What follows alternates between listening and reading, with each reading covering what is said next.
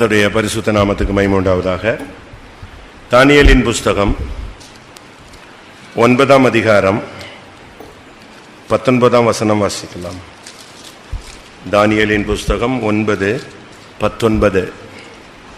ஆண்டவரே கேளும், ஆண்டவரே மன்னியும், ஆண்டவரே கவனியும், என் தேவனே உம்முடைய நிமித்தமாக அதை தாமதியாமல் செய்யும்.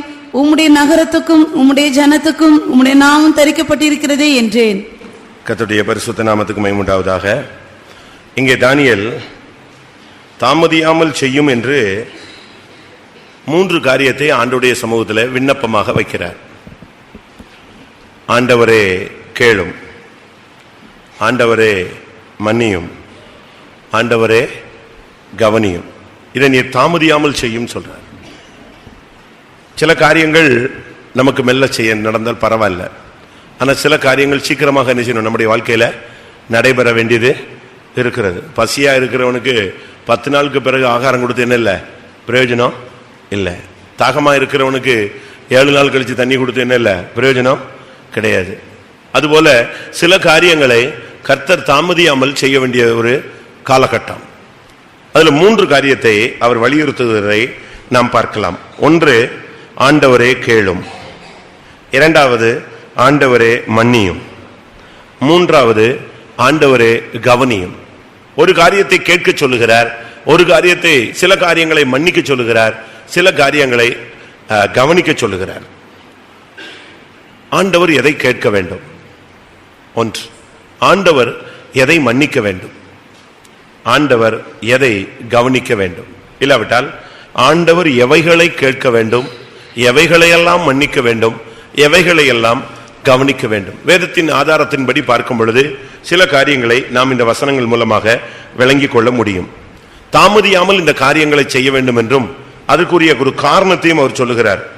உம்முடைய நகரத்திற்கும் உம்முடைய ஜனத்துக்கும் உம்முடைய நாமம் தரிக்கப்பட்டிருக்கிறது. தேவ நாமம் தரிக்கப்பட்ட ஜனங்களுடைய முதலாவது அவருடைய காரியங்களை கர்த்தர் கேட்க வேண்டும். ஆண்டவரே கேளும். நீங்கள் வேதத்தின் வசனங்களில் பழைய ஏற்பாட்டில் புதிய ஏற்பாட்டில் இப்படி நாம் பல காரியங்களை பார்க்கும் பொழுது மனிதர்களுடைய சத்தத்தை கேட்கிறார்கள், சில நேரங்களில் கேட்கிறது இல்லை. ஆண்டவரும் நம்முடைய சத்தத்தை இந்த நாட்களில் கேட்க வேண்டிய ஒரு கட்டத்தில் நாம் தவித்து கொண்டிருக்கிறோம். அதனால் நமக்கு இந்த நாட்களில் ஆண்டவர் கேட்க வேண்டிய சில காரியங்கள் இருக்கிறது. அதனால தான் அவன் சொல்றான், ஆண்டவரே கேளும், ஆண்டவரே மன்னியும், ஆண்டவரே கவனியும். முதலாவது, எதை ஆண்டவர் கேட்க வேண்டும்? நேரம் இருந்தால் இதை ஃபுல்லாவே நம்ம பார்க்கலாம். 2ஆம் ராஜாக்கள் 19ஆம் அதிகாரம் 16ஆம் வசனத்துல ஒரு மனுஷன் கேட்கிறான், ஆண்டவரே இந்த காரியத்தை கேளும். கர்த்தாவே உமது செவியை சாய்த்து கேளும். கர்த்தாவே நீர் உமது கண்களை திறந்து பாரும். சனகரிப் ஜீவனுள்ள தேவனை நிந்திக்கும்படிக்கு சொல்லி அனுப்பின வார்த்தைகளை கேளும். 2 ராஜாக்கள் 19:16 அங்கே ஒரு மனுஷன் இல்லாவிட்டால் ராஜா கர்த்தரை நோக்கி ஒரு விண்ணப்பம் பண்ணுகிறான். அவன் சொல்லுகிறான், கர்த்தாவே நீர் கேளும். எதை கேட்கணும்? தேவனை நிந்திக்கும்படி, ஜீவனுள்ள தேவனை நிந்திக்கும்படிக்கு சொல்லி அனுப்பின வார்த்தைகளை கேளும். சத்துருக்கள் தேவனை நம் நிமித்தமாக நிந்திக்கிறார்கள், நம்மையும் கூட நிந்திக்கிறார்கள். இன்னைக்கு பாருங்க, நமக்கு மரியாதை இல்லாத வார்த்தைகள் கிடைக்கிறது. என்ன உங்க ஆண்டவர் என்ன பண்ணிட்டாரு, என்ன பண்ணிடுவாரு, அவரால் என்ன பண்ண முடியும், இதுவரைக்கும் என்னத்தை செஞ்சுட்டாரு, நீ இத்தனை வருஷமா போறிய, உனக்கு என்ன நடந்துருச்சு, இதெல்லாம் என்னதுதான்? தேவனை குறித்து அவர்கள் உண்டாக்குகிற நிந்தைகள். உன் தேவன் எங்கே என்று அவர்கள் கேட்கிறபடினால், நாள்தோறும் அவர்கள் கேட்கிறபடினால் என் கண்ணீரே எனக்கு உணவாயிற்றுன்னு ஒரு மனுஷன் சொல்றான். இப்ப இன்னைக்கு ஜனங்கள் பல காரியங்களை நம்மிடத்துல கேட்கிறாங்க. ஆனா இந்த இடத்துல அவன் சொல்றான், ஆண்டவரே ஜீவனுள்ள தேவனை ஜனகரி நிந்தித்ததை நீ கேளும். இன்னைக்கு நம்மையும் ஜனங்கள் நிந்திக்கிறாங்க. நிந்தை என்பது ஒரு வாழ்க்கையினுடைய ஒரு பகுதியாக போயிடுச்சு. இன்னைக்கு நம்ம நகை போடுறது இல்லை, பூ வைக்கிறது இல்லை, பொட்டு வைக்கிறது இல்லை, மீசை வைக்கிறது இல்லை, இப்படி ஒவ்வொரு சில காரியங்கள் எல்லாம் மருந்து எடுக்கிறது இல்லை, நல்ல உலக பிரகாரமான ஆடம்பரங்களில் நம்ம கலந்து கொள்றது இல்லை, நண்பர்களுடைய வீடுகளில் விசேஷங்களில் கலந்து கொள்றது இல்லை. இதனால நம்ம பரியாசம் பண்றாங்க. நிந்தையினுடைய இன்னொரு பெயர் என்னது? பரியாசம். நீ மீசை எடுத்துட்ட பொம்பளை மாதிரி இருக்கான்னு சொல்லுவான். நகையை கலத்திட்டு நீ தாலி அறுத்து மூலி மாதிரி இருக்கிறேன்னு சொல்லுவான். இது எல்லாமே வேதத்தின் படி பார்த்தா என்னதுதான்?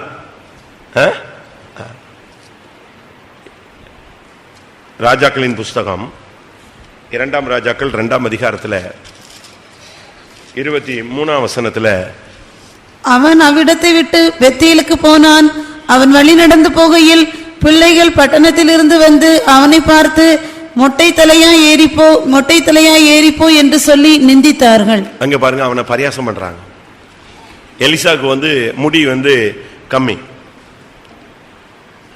நம்மள மாதிரி ஹேர் ஸ்டைல் பண்ணிட்டு அலையிறது ஆள் கிடையாது. அவனுக்கு என்ன கிடையாது? முடி கிடையாது, மொட்டை தலை. அதனால அந்த ஜனங்கள் அதை வச்சு அவனை பரியாசம் பண்ணாங்க, நிந்தித்தார்கள். மொட்டை தலை, உங்க எஜமான் ஏறி போயிட்டார்ல, எலியா பரலோகத்துக்கு போயிட்டார்ல, நீ இங்க உட்காந்துருக்க, நீ என்ன செய்ய? ஏறிப்போ, மொட்டை தலையா ஏறிப்போன்னு சொன்னாங்க. எப்படி இருக்கும்? ஒரு தீர்க்கதரிசி, ரெட்டிப்பான அபிஷேகம் பெற்ற மனுஷன், ஒரே அடியில யோர்தானை 2ஆக பிளந்தவன். அதெல்லாம் அந்த பிள்ளைகளுக்கு தெரியல. அவங்க எப்பொழுதுமே அவனை பரியாசம் பண்ணிக்கிட்டே இருந்தவர்கள். அதனாலதான் அன்னைக்கு என்ன செஞ்சாங்க?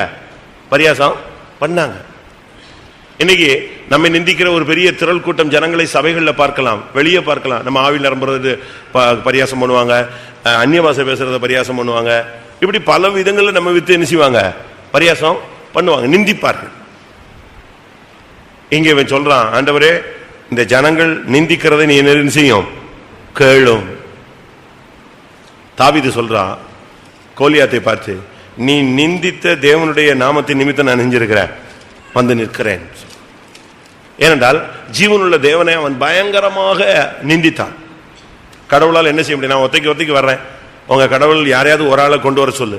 யார் சொன்னது? கோலியாத்து சொன்னான். ஏன் போட்டு சண்டை போட்டு சாவணும்? ரத்தம் சிந்தவே வேண்டாம். நான் ஒரு ஆள், உங்க சைடில் ஒரு ஆள், ஒத்தைக்கு மோதுவோம். நீங்க ஜெயிச்சிட்டீங்கன்னா நாங்க எல்லாரும் என்னது? அடிமை. நாங்க ஜெயிச்சிட்டோம்னா நீங்க எல்லாரும் எங்களுக்கு அடிமை. எப்படிப்பட்ட கான்செப்ட் பாத்தீங்களா? பிசாசு கரெக்டா கொண்டு நிப்பாட்டிட்டான். இந்த ஜனங்கள் 40 நாள் ஓடிக்கிட்டே இருந்தாங்க. ஆனா 40 நாளும் அவன் யாரை நிந்தித்தானான்? பைபிள் சொல்லுது, தேவனை நிந்தித்தான். 1 சாமுவேல் 17 அதிகாரம் 45 வசனத்துல தாவீது நான் யார் நிமித்தம் வருகிறேன் என்று சொல்லுகிறான்.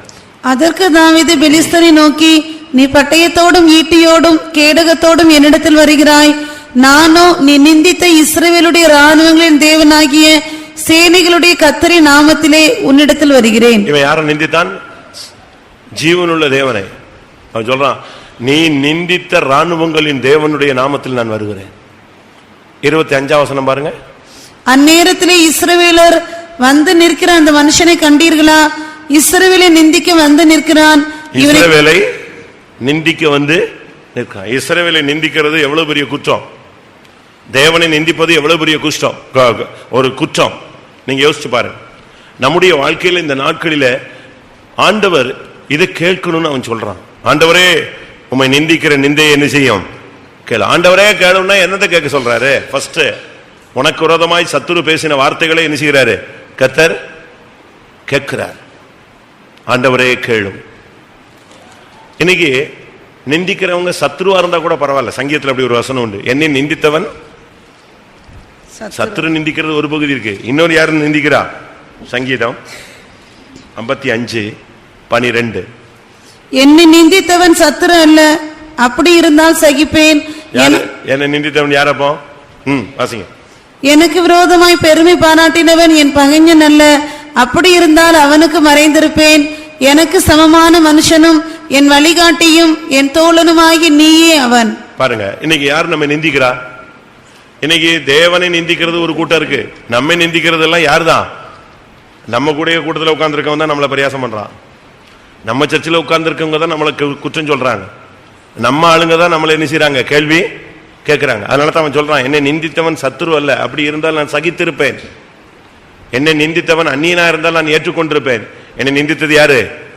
என் தோழனும் என் வழிகாட்டியும் எனக்கு சமமாய் உட்கார்ந்திருந்த நீயும் அல்லவா. ஆனா கர்த்தர் உன்னை நிந்திச்சாலும் சரி, தேவனை நிந்திச்சாலும் சரி, அதை அவர் என்ன செய்கிறவர்? கேட்கிற தேவன். அதனால தான் அவன் சொல்றான், என்னை கேளும். இந்த நிந்தைங்கிறது ஒரு வேதனையான ஒரு அனுபவம். ரொம்ப சிம்பிளா நான் இப்ப பிரசங்கம் பண்ணிட்டேன். ஆனா அநியாயமா ஒரு குற்றச்சாட்டு வரும்போது தான் நம்மளால நினைச்ச முடியாது, அதை ஏற்றுக்கொள்ள முடியாது. உட்காந்து அழுவாங்க, சாப்பிட முடியாது, தூக்கம் வராது, அப்படியே உக்கி உருகி ஒண்ணு இல்லாம போயிடுவாங்க. ஏன்டா தன்னால சகிக்க முடியாத ஒரு வேதனை. இதை குறித்து சங்கீதக்காரன் சொல்றான், அந்த நிந்தை என் எலும்புகளுக்குள் போனதுன்னு சொல்றான். எலும்பு போச்சு, எலும்புக்குள்ள போச்சுன்னா என்ன நடக்கும்? எலும்பெல்லாம் உருக ஆரம்பிச்சிடும். 42 சங்கீதம் 10ஆம் வசனம் நினைக்கிறேன். உன் தேவன் எங்கே என்று என் சத்துருக்கள் நாள்தோறும் என்னோட சொல்லி என்னை நிந்திப்பது என் எலும்புகளை உருவ குத்துகிறது போல் இருக்கிறது. எங்க குத்துற மாதிரி இருக்கு? எலும்பு குத்துற மாதிரி இருக்கு உள்ள. தேவன் எங்க? ஏன் அற்புதம் செய்ய சொல்லு, அடையாளம் செய்ய சொல்லு, ஏன் பதில் கொடுக்க மாட்டாரா? நீ தான் டெய்லி கோயிலுக்கு போறீல, எல்லாத்தையும் கலத்திட்டு இல்ல, ஒப்பு கொடுத்துட்டு இல்ல, வேற என்ன இன்னும் செய்யணும்? இப்படிலாம் கேட்பாங்க. அதனாலதான் இங்க இந்த இடத்துல அவர் சொல்றாரு, தானியேல் சொல்றாரு, ஆண்டவரே முதலாவது இந்த சத்துருக்கள் நிந்திக்கிற நிந்தை என்ன செய்யும்? நீர் கேளும். உங்களுக்கு விரோதமா இப்படி பேசியிருக்காங்களா? நான் இதெல்லாம் லோடு கணக்கா, லாரி கணக்கா வாங்கியிருக்கிறேன். ஒவ்வொரு இடத்துலையும் என்னெல்லாமோ பண்ணுவாங்க. நம்ம நன்மை செய்வோம், அது என்ன செய்யும்? வேற மாதிரி எடுத்துக்குவாங்க. சில இடங்கள் நம்ம தீமை செய்வோம், அது மாட்டிக்கும். நன்மை செய்யணும் மாட்டிக்கிறோம், தீமை செஞ்சோம் மாட்டிக்கிறோம். நம்ம ஏதோ ஒரு வியூவில் செய்வோம், அது வேற வியூவில் என்ன செய்யும்? திரும்ப வந்துடும் நமக்கு விரோதமாக. நிந்தைகள் என்பது கிறிஸ்தவ வாழ்க்கையினுடைய ஒரு பகுதி. 4 சப்ஜெக்ட்னா அதுல ஒரு சப்ஜெக்ட் என்னது? நிந்தை, அவமானம், கேவலம், இதெல்லாம் நிச்சயமா வரும். ஆனா தேவன் இதை பார்த்துட்டு அப்படியே போயிடுவார்னு சொல்ல முடியாது. நிச்சயமா கேட்கிறவர். யோபுடைய நண்பர்கள் வந்தாங்க, முதல்ல உட்காந்து அவரை பார்த்து அடையாளம் தெரியலன்னு உட்காந்து அழுதவங்க டைம் போக போக என்ன செய்ய ஆரம்பிச்சிட்டாங்க? ஸ்டார்ட் பண்ண ஆரம்பிச்சிட்டாங்க. யோபு எத்தனை தடவை நிந்திச்சாங்க சொல்லுங்க? யோபு 19:3. இப்போது 10 தரம் என்னை நிந்தித்தீர்கள். 10 தரம் நீங்கள் என்ன செஞ்சிட்டீங்க என்னைய? அப்போ ஒரு நிந்தை அல்ல, எத்தனை நிந்தை சொல்லுங்க? அப்ப 10 விதமான கேவலமான குற்றச்சாட்டு யார் மேல வந்தது? யோபு மேல வந்துச்சு. ஆனா பைபிள் சொல்லுகிறது அவன் யாரு? உத்தமன், தேவனுக்கு பயந்தவன், சன்மார்க்கன், பொல்லாப்புக்கு விலகினவன். ஆனா அவன் மேல வந்த குற்றச்சாட்டு என்னது? இப்ப உங்க மேலையும் பாருங்க, பயங்கரமான குற்றச்சாட்டு வரும். பாலிய பிராயம் வந்துட்டாலே சில குற்றச்சாட்டு அதுக்கு சொந்தமானது. கல்யாணம் ஆன பிறகு சில குற்றச்சாட்டு வரும். நம்ம சிரிச்சு பேசிட்டோம்னா அதுல சில குற்றச்சாட்டு. சில இடங்களுக்கு போகக்கூடாத இடத்துக்கு போயிட்டா அதுக்கு பல குற்றச்சாட்டு. எல்லாத்துக்குமே குற்றச்சாட்டு. ஜனங்கள் அவன் என்ன கண்ணாடி போட்டிருக்கான்னு நமக்கு என்ன செய்யாது? தெரியாது. இப்ப நீங்க எல்லாம் ஒரு சிலர்லாம் ஃபெக்ஸ் போட்டிருப்பீங்க, அது ஷார்ட்டா லாங்காங்கிறது யாருக்கு தான் தெரியும்? உங்களுக்கு தான் தெரியும். ஒரு சிலர் சும்மா அழகுக்கு போட்டிருப்பாங்க, ஒரு சிலர் தூசி படக்கூடாதுன்னு போட்டிருப்பாங்க, ஒரு சிலர் தன்னுடைய கண்ணு பாதிப்பு வெளியே தெரியக்கூடாதுன்னு போட்டிருப்பாங்க, ஒரு சிலருக்கு கண்ணுல இருந்து தண்ணீர் வடியும் அதுக்காக போட்டிருப்பாங்க. அது அவங்களுக்கு தான் நிச்சயம் தெரியும். ஒரு சிலர் பார்த்தா தான் பார்க்கறது யாருக்குமே தெரியக்கூடாதுன்னு டார்க்கா அடிச்சிருப்பான். உள்ள கண்ணை தேடி பார்த்தா கூட கண் தெரியாது. ஆனா அவங்க கண்ணு உள்ள இருந்து கிளியரா எல்லாரையும் கருப்பா பார்த்துக்கிட்டே இருக்கும். கண்ணாடி கலர் எப்படி இருக்கோ அந்த லெவல்ல தான் என்ன செய்யும்? எல்லாமே தெரியும். குதிரைக்கு பச்சை கண்ணாடி போட்டு விட்டா என்ன ஆகும்? குதிரைக்கு பச்சை கண்ணாடி போட்டு விட்டுட்டா புல்லு போடுறவனுடைய தலைமுடியும் புல்லு மாதிரி தான் தெரியும், மீசையும் புல்லு மாதிரி தான் தெரியும், தாடியும் எப்படி தான் தெரியும்? புல்லு மாதிரி தான் தெரியும். நீ போட்டிருக்க கண்ணாடி தான் ரொம்ப முக்கியம். கலர். நம்மை பத்தி பல விதங்களில் நிந்திப்பாங்க, ஒரு நிந்தை அல்ல. யோபு சொல்றார், 10 விசை நீங்கள் என்னை நிந்தித்தீர்கள். 10 விதமான குற்றச்சாட்டு. உன் பிள்ளைலாம் ஏன் செத்துச்சு தெரியுமா? உன் பிள்ளைங்கள்லாம் தேவனுக்கு விரோதமா பாவம் செஞ்சாங்க, அப்படி ஒரு வசனம் இருக்கு. அதனால செத்திருக்கலாம் அப்படின்னு ஒரு கொஸ்டினை வச்சுதான் பேசினாங்க. அப்போ ஒவ்வொரு பாயிண்ட் வரும்போதும் அவனுக்கு என்ன வரும்? அவனே 10 பிள்ளை செத்து போச்சுன்னு இருக்கான், இப்ப செத்து போனதுக்கு இவங்க காரணம் சொல்றானா? எப்படி இருக்குன்னு யோசிச்சு பாருங்க. ஒவ்வொன்றும் ஒவ்வொரு பாயிண்ட் அவனை வேதனைப்படுத்தினது. ஆனா வேதம் சொல்லுகிறது, யார் நம்ம நிந்திச்சாலும், ஆண்டவர் தன்னை நிந்திச்சாலும், இல்லாவிட்டா ஜனங்கள் தன்னுடைய ஜனங்களை நிந்தித்தாலும், ஆண்டவர் நிந்தித்தாலும் ஆண்டவர் என்ன செய்றார்? அதை கேட்கிறார். எசேக்கியேல் 35 12. இஸ்ரவேலின் மலைகள் பாழாக்கப்பட்டு எங்களுக்கு இரையாக கொடுக்கப்பட்டது என்று நீ அவைகளுக்கு விரோதமாய் சொன்ன உன் நிந்தனைகளை எல்லாம் கர்த்தராகிய நான் கேட்டேன் என்று அப்பொழுது அறிந்து கொள்வாய். ஆண்டவர் சொல்றாரு பாத்தீங்களா, நீ எனக்கு அவைகளுக்கு விரோதமாய் சொன்ன உன் நிந்தனைகளை எல்லாம் நான் என்ன செய்தேன், கேட்டேன். இவன் சொல்றான், ஆண்டவரே கேளும். கேட்டாரா இல்லையா? உங்களுக்கு விரோதமா யாராவது ஏதாவது சொல்லிட்டாங்க, அப்படி பண்ணிட்டாங்க எப்படி பண்ணிட்டாங்கன்னு சொன்னா நீங்க ஆண்டவரே அதை கேளுன்னு சொல்லுங்க. நீங்க அதை வச்சுக்கிட்டு அப்படியே உட்காந்து ஏசப்பா இப்படி சொல்லிட்டாங்களே, நான் அதோட ஊழியத்தை விட்டு போயிடலாம், கோயிலுக்கே போகக்கூடாது, செத்து போயிடலாம் அப்படிலாம் பேசக்கூடாது. என்னைய ஒரு இடத்துல சொல்லிட்டாங்க, காசு பயங்கரமா சேர்த்து வச்சுட்டாரு, புறப்பட்டுட்டாருன்ட்டான். எப்படி இருக்கும்?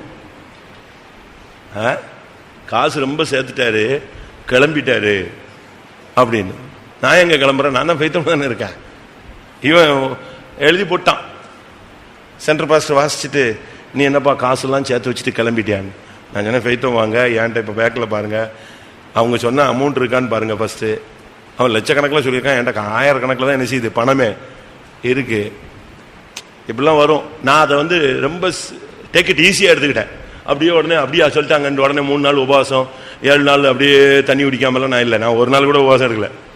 நான் சிரிச்சுக்கிட்டே போயிட்டேன். சார் ரைட்டு, ஏதோ ஒருத்தன் என்ன செய்யறான், பைத்தியம் பிடிச்சிச்சு அவனுக்கு ஒருத்தனுக்கு, அவன் என்ன செய்யறான் பண்றான். அது ரொம்ப சிம்பிளா எடுத்துக்கிட்டேன், ரொம்ப சீரியஸாவே எடுத்துக்கல. நீங்க என்ன செய்வீங்க? அவ்வளவுதான். உடனே எழுத மாட்டான், ரூமை விட்டு வெளியே வர மாட்டான், கதவை பூட்டிக்குவான், ஜன்னலை பூட்டிக்குவான், பாத்ரூம்ல போய் பூட்டிக்குவான், வெளியே வர மாட்டான். ஐயோ என்னை சொல்லிட்டான்.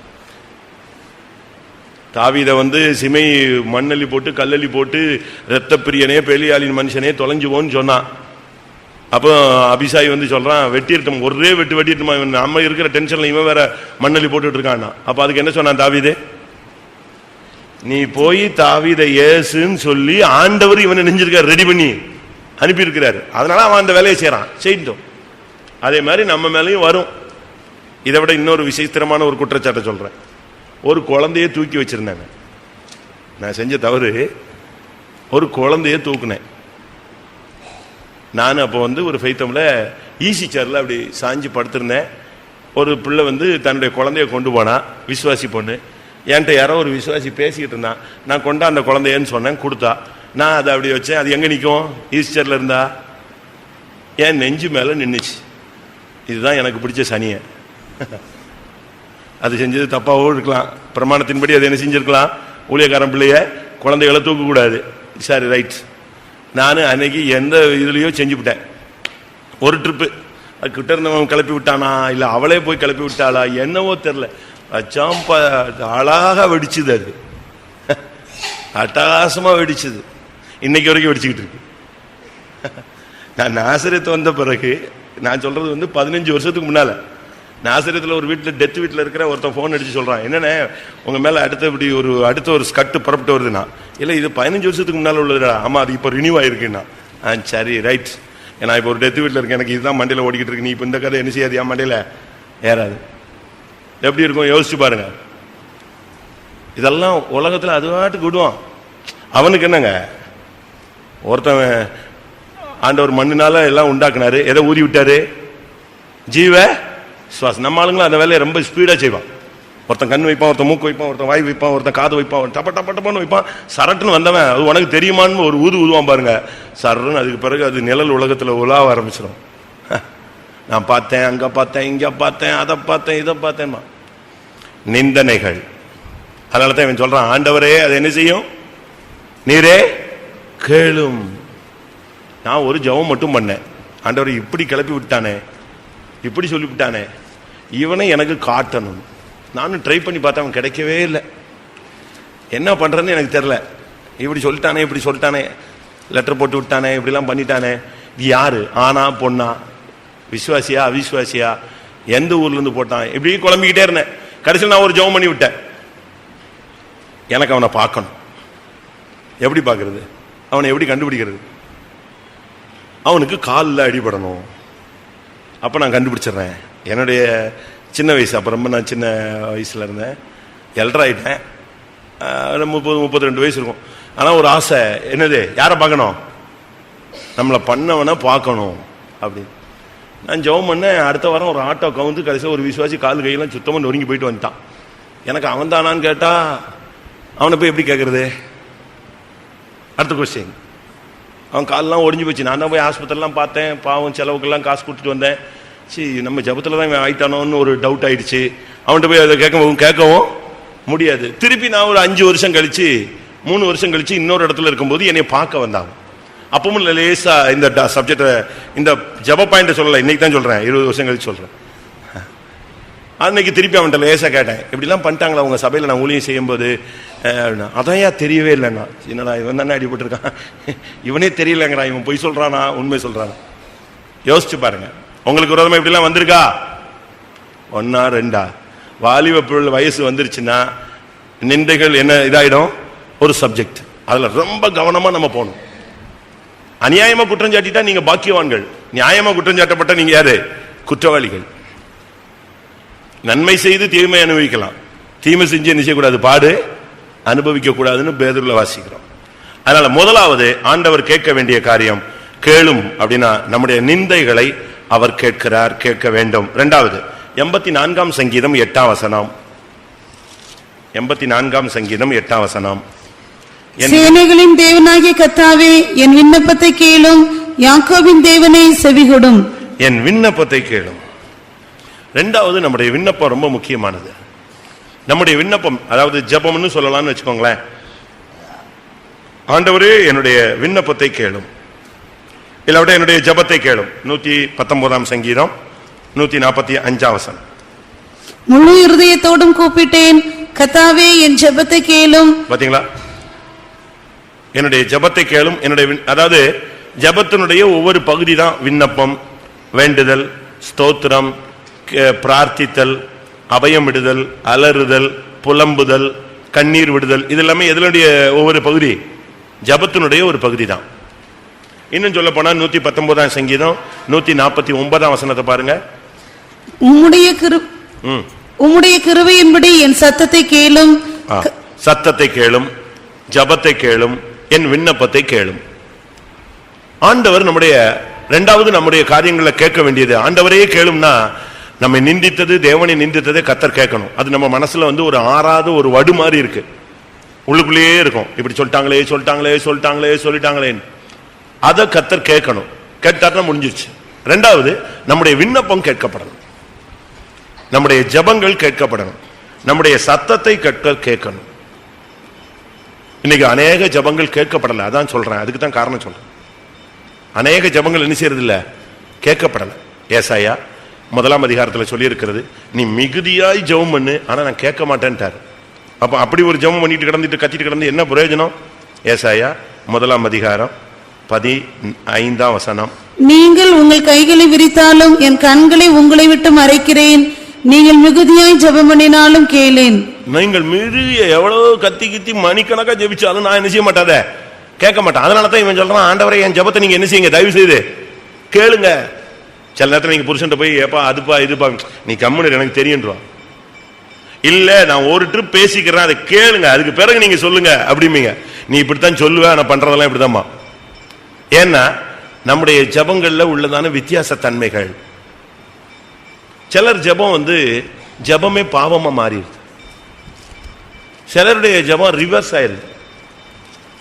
இந்த சில போஸ்ட்ல போடுவான், இஃப் அன்டெலிவர் என்ன செய்யணும், ப்ளீஸ் ரிட்டர்ன் டு எங்க வந்துரு, இதை திருப்பி இதே அட்ரஸ்க்கு என்னை திருப்பி அனுப்பிடுமா. வாசிங்க அந்த வசனம். இப்படி ஒரு வசனம் இருக்கு, என் ஜெபம் திரும்ப என் மடியிலேயே வந்தது. சங்கீதம் 35:13. அவர்கள் வியாதியாய் இருந்த போது 8 என் உடுப்பாய் இருந்தது, நான் உபவாசத்தால் என் ஆத்மாவை உபத்திரப்படுத்தினேன், என் ஜெபமும் என் மடியிலே திரும்ப வந்தது. எங்க வந்துச்சு இது? போய் எங்க சேரணும்? ஆண்டவருடைய மடியில போய் சேர வேண்டிய ஜெபம் எங்க வந்துருச்சு? ரிவர்ஸ் ஆகி நம்ம மடியில உட்கார்ந்துருச்சுன்னா என்ன பிரயோஜனம்? அப்ளிகேஷன் போட்டுட்டு ரிஜெக்ட்ல திருப்பி வந்தா என்ன பிரயோஜனம்? அதே மாதிரிதான். அதனாலதான் இந்த இடத்துல அவர் சொல்றாரு, ஆண்டவரே கேளும், என் விண்ணப்பத்தை கேளும், என் ஜெபத்தை கேளும், என் கண்ணீரின் சத்தத்தை கேளும், என் ஜெபத்துடைய சத்தத்தை கேளும், உம்முடைய கிருபையின்படி என்னை உயிர்ப்பியும், உம்முடைய பிரமாணங்களை எனக்கு கற்றுத்தாரும். அப்படிலாம் வசனம் இருக்கு. வாசிங்க மறுபடியும் 119:45. 145. முழு இருதயத்தோடு கூப்பிட்டேன். கர்த்தாவே என் ஜெபத்தை கேளும், உம்முடைய பிரமாணங்களை கைக்கொள்ளுவேன். ஒரு தீர்மானம் எடுக்கிறேன் அந்த இடத்துல. என் ஜெபத்தை மட்டும் கேளுங்க, இனிமே நான் என்ன செய்வேன்? கரெக்டா பிரமாணத்தை ஃபாலோ பண்ணுவேன், வசனத்துக்கு கீழ்ப்படிவேன், நான் இனிமே இப்படிப்பட்ட தப்பு செய்ய மாட்டேன். அதே 119 149 உம்முடைய கிருபையின்படி என் சத்தத்தை கேளும், கர்த்தாவே உம்முடைய நியாயத்தின்படி என்னை உயிர்ப்பியும். என் ஜெபத்தை கேட்கறது மாத்திரமல்ல, என்னை என்ன செஞ்சிருங்க? உயிர்ப்பியுங்க. நான் உம்முடைய பிரமாணத்தை ஃபாலோ பண்ணுவேன். அழகான ஒரு ஜெபம். அதனால இந்த இடத்துல சொல்றான், ஆண்டவரே என் விண்ணப்பத்தை கேளும். ஒரு ட்ரிப் கேளுங்க, என்னுடைய ஜெபத்துக்கு நீங்க பதில் கொடுங்க, கேட்டு பாருங்க. நம்ம முதலாவது ஆண்டவர் நம்முடைய சத்தத்தை கேட்கிறாருன்னு விசுவாசத்தில் இருக்கணும். கேட்கிறாரா இல்லையா? கட்டாயம் கேட்கிறார். நீங்க சும்மா உட்காந்துட்டு கத்தாவே 2 அதிகாரம் படிப்பேன் அப்படின்னா கூட அது என்ன செய்வாரு? இவன் என்னத்த 2 அதிகாரம் படிக்கிறதுப்பா, வேலையை பார்த்து போ அப்படின்னா போயிடுவாரு. அப்படிலாம் போக மாட்டாரு, கரெக்டா கேட்பாரு. பொருத்தனைங்கிறது அவருக்கு ரொம்ப இன்ட்ரெஸ்டான சப்ஜெக்ட். ஒருத்தன் பொருத்தனை பண்ணிட்டான், அதை ரொம்ப கவனமா கத்தர் கேட்பாராம். வாசிங்க அப்படி ஒரு வசனம் கேட்கிறார். 61 சங்கீதம் 58 வசனமா வாசிங்க. கேட்கிறார் 61:50 இல்லையா? 61:5 வாசிங்க. சாரி, தேவனே நீர் என் பொருத்தனைகளை கேட்டீர். கரெக்டா கேட்பாரு, மறந்தே போக மாட்டார். யாக்கோபு ஒரு பொருத்தனை பண்ணிட்டு 20 வருஷம் அதை மறந்துட்டானா. 20வது வருஷத்துல அவன்கிட்ட பேசும் பொழுது ஆண்டவர் பாருங்க எப்படி நாசுக்கா பேசுறாரு பாருங்க. மகனே நான் உனக்கு தரிசனமான இடத்தில் அப்படின்னு சொல்லல, என்ன செஞ்சாரு? நீ எனக்கு பொருத்தனை பண்ணின இடத்தில் உனக்கு தரிசனமான தேவன். அப்படியாவது கொஞ்சம் மண்டையில ஏறுதா, கொஞ்சமாவது அவனுக்கு சூடு சொரணை வருதான்னு பார்த்தாரு. அது சுத்தமா மரமாட்ட மாதிரி ஒன்னும் ஒர்க் அவுட் ஆகுது. வாசிங்க அந்த வசனம் ஆதியாகமத்துல 31:13. நீ தூணுக்கு அபிஷேகம் செய்து எனக்கு ஒரு பொருத்தனையை பண்ணின பெத்தேலிலே. ஏன் இதெல்லாம் மென்ஷன் பண்றாரு? தூணுக்கு அபிஷேகம் பண்ணினா கரெக்ட், நான் உனக்கு தரிசனமான கரெக்ட். ஆனா என்ன சொல்லிட்டு சொல்றாரு? அந்த இடத்துல ஒரு பொருத்தனை பண்ணினாயே அந்த தேவனாகிய கர்த்தர் நானேன்னாரு. திருப்பியும் அவனுக்கு எது ஓடல, ஒன்னும் வேலை செய்யல. சூழ்நிலைகளின் மத்தியில நீங்கள் என்னென்ன பொருத்தனை பண்ணீங்க அதெல்லாம் கர்த்தர் கேட்கிறார். சரி, நம்ம சப்ஜெக்ட்டுக்கு வருவோம். ஆண்டவரே என் ஜெபத்தை கேளும், என்னை நிந்தித்த நிந்தனையை கேளும். 1. 2வது என்னுடைய ஜெபத்தை கேளும். 3வது எரேமியா 18:19. எரேமியா 18:19. கர்த்தாவே நீர் என்னை கவனித்து என்னோட வழக்காடுகிறவர்களின் சத்தத்தை கேளும். வழக்காடுகிறவர்களின் சத்தம். முதலாவது நிந்தித்தவர்களுடைய சத்தத்தை கேளும். 2வது யாருடைய சத்தம்? வழக்காடுகிறவர்களுடைய சத்தம். இன்னைக்கு நமக்கு நம்மோட பயங்கரமா வழக்காடுறாங்க. மற்ற சபக்காரன் வழக்காடுறான், நம்ம சபக்காரனை வழக்காடுறான், ஊழியக்காரனும் வழக்காடுறாங்க, விசுவாசிகளும் வழக்காடுறாங்க. இன்னைக்கு பாருங்க, இந்தியாவில் எத்தனையோ 1000 வழக்குகள் என்ன செய்யுது கோர்ட்ல, அப்படி தேங்கி கிடக்குது. எத்தனையோ 1000 வழக்குகள். இப்ப சமீபத்தில் ஒரு புதுசா ஒரு சட்டம் கொண்டு வந்திருக்காங்க. என்ன அதாலத்தா, லோக் அதாலத், ஒரு புதுசா ஒன்று கொண்டு வந்திருக்காங்க. அதாவது எல்லா கேஸையும் ஜெயில போய் உட்கார்ந்தே விசாரிக்கிறது. இப்படி அப்படி விசாரிச்சதுல இப்போ எத்தனையோ வருஷமா உள்ள கிடந்தவெல்லாம் எங்க வந்துட்டான்? போன வாரம் வெளியே வந்துட்டான். 1000கணக்கான பேர். ஏன்னா இது விசாரணை சீனியாரிட்டியில போட்டு விட்டா இவன் ஜெயில கிடந்தே செத்து போயிடுவான். இப்ப கவர்மெண்ட் ஒரு புது சிஸ்டம் கொண்டு வந்து பட்டன்னு அவ்வளோ கேஸையும் வழக்கு எல்லாத்தையும் விசாரிக்கிறது. அவனுக்கு 4 வருஷம் ஜெயில் போடணும். இவன் விசாரணைன்னு சொல்லிட்டு எத்தனை வருஷம் இருக்கான்? உள்ள 7 வருஷம் இருக்கான். அது தப்பு இல்லையா? உடனே இப்ப பாருங்க, நீங்க சமீபத்தில் பேப்பர்ல படிச்சிருப்பீங்க, தமிழ்நாட்டிலேயே எத்தனையோ 1000கணக்கான பேர் நெஞ்சிட்டாங்க, விடுதலை ஆயிட்டான் ஒரே நாள்ல. காலையில உட்காந்து நீ என்ன தப்பு செஞ்ச, தப்பு ஏத்துக்கிட்டியா? ஏத்துக்கிற, ரைட். எத்தனை 1000 ஃபைன் கட்டுவேன், உடனே கட்டு. உடனே நீ தப்பு செஞ்சானா? ஆமா தப்பு செஞ்ச. அதுக்கு எத்தனை வருஷம் இருந்திருக்க? இந்த சட்டத்தின்படி இந்த ஆளுக்கு எத்தனை வருஷம் தான் இருக்கணும்? 6 மாசம் தான், 1.5 வருஷம் இருக்கான், வெளியே அனுப்பு. உடனே. இதே போல நம்முடைய வழக்கம் ஆண்டவர்ட்ட கிடக்கு. இருக்கா?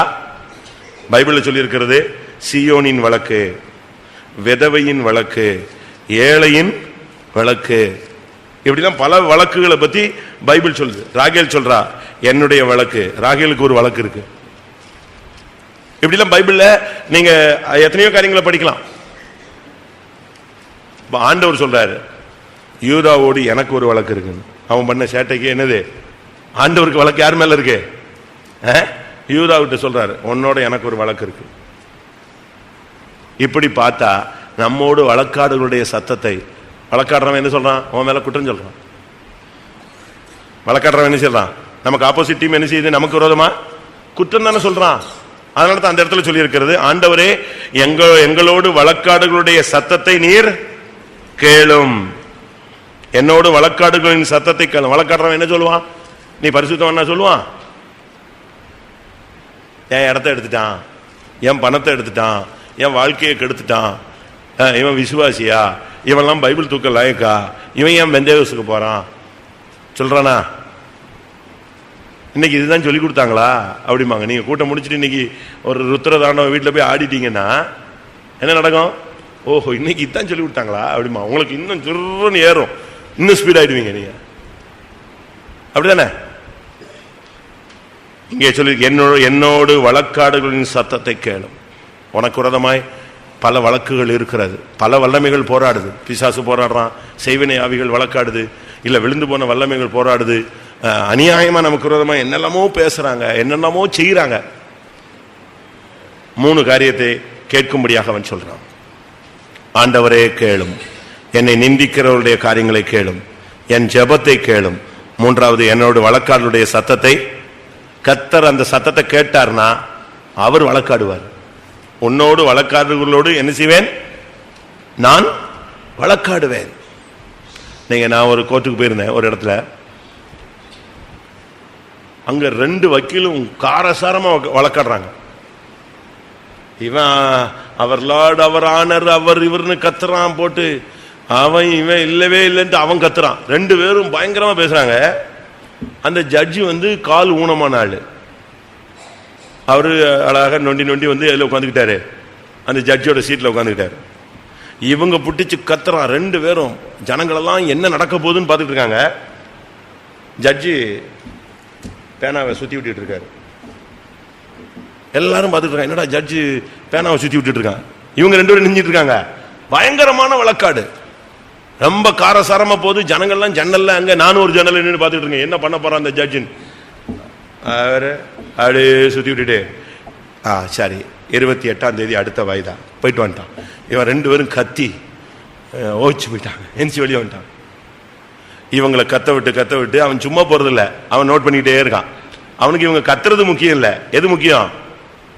என்ன பாயிண்ட் இவன் வழக்காடுறான், இவன் நிரூபிக்க பாக்குறானா, இவன் தப்புறதுக்கு பாக்குறானா, இதுதான் நோட். அவ்வளவுதான், ரைட், நோட் பண்ணிக்கிட்டேன். ஓகே, அடுத்த விசாரணை அடுத்த வாரம் 28 போயிட்டு வந்துட்டான்.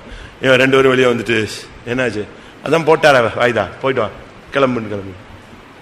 அதே மாதிரி ஜட்ஜ்மெண்ட் அன்னைக்கு பாத்தீங்கன்னா அப்படியே கோர்ட் நிசப்தமா இருந்துச்சு. வந்தா டக்கு டக்கு டக்கு டக்குன்னு ஒரு தீர்ப்பு. அவ்வளவுதான். தீர்ப்பு மோசமா இருந்தா பேனா வெனிஞ்சிடுறாங்க.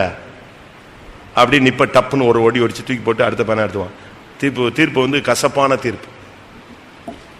கர்த்தர் இந்த வழக்கெல்லாம் என்ன செய்யறாரு? கேட்கிறாரு. ஏழையின் வழக்கு இங்கே ஏறாது, அம்பலத்தில் ஏறாது. ஆனா எங்க ஏறும்? மேலே ஏறும். ஏனென்றால் அவர் ஐஸ்வர்யவானை மதிக்கிறது இல்லை. பைபிள் அப்படி சொல்லுது. ஏழைகளுடைய வழக்கு அவருக்கு கட்டாயம் என்ன செய்யும்? ஏறும். அவர் நியாயம் விசாரிப்பார், சத்தியத்தின்படி நியாயம் விசாரிப்பார், பக்தி இல்லாதவர்களோடு அவர் வழக்காடுவார். இப்படிலாம் பைபிள்ல சொல்லியிருக்கு.